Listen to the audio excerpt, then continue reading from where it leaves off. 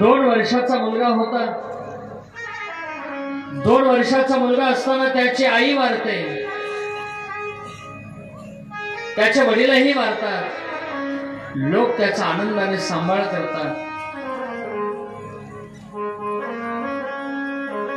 काही काही समाजामध्ये दुर्भाग्य माणसं आपल्याला पाहायला मिळतात। एखाद्याला या मंडपामध्ये सुद्धा अशी एखादी व्यक्ती असू शकते, लहानपणीच वडील गेले। काय करावं, 2 वर्षाचा होतो मी, 2 वर्षाचं बाळ आहे आणि बाळ असतानाच त्याचे वडील जात आहेत। वडील गेल्यानंतर आई म्हणते काही झालं तरी चालेल, पण आता मात्र मी माझ्या मुलाच्या समोर माझ्या डोळ्यात कधी पाणी येऊ देणार नाही। लोकांचे कपडे धुते, लोकांची धुणी भांडी करते, लोकांच्या शेतात कामाला जाते, पण आई मात्र म्हणते की मी माझ्या मुलाच्या समोर कधी डोळ्यात पाणी येऊ देणार नाही।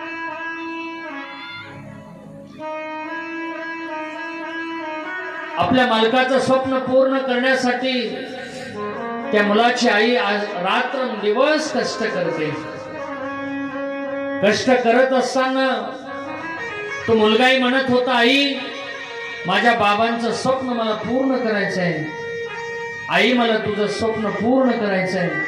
आणि म्हणून तो सुद्धा मुलगा अहोरात्र अभ्यास करत होता। सातत्याने वर्गामध्ये पहिला यायचा उपक्रम त्याचा सुरूच होता। कालांतराने त्याला नोकरी लागते। नोकरी लागल्यानंतर खूप मोठा होतो। खूप मोठा झाल्यानंतर त्याचं लग्नही होतं आणि जसं लग्न होतंय ना तसं मात्र त्याच्या स्वभावामध्ये बदल होतो। इकडे आई 60-65 वर्षाचे होते, हा इकडे नोकरीला मुंबईला आहे।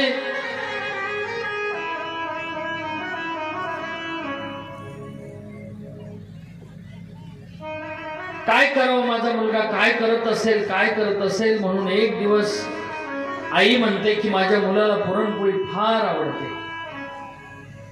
पुरणपोळी फार आवडते। म्हणून त्या आईने डब्याकडे गेली, डब्यात हात घातला तर डब्यामध्ये डाळ सुद्धा नाही, गोळ सुद्धा नाही, पीठ सुद्धा नाही। काय करावं, दुकानदाराकडे गेली आणि दुकानदाराला म्हणते, दुकानदार दादा माझ्या मुलाला पुरणपोळी फार आवडते।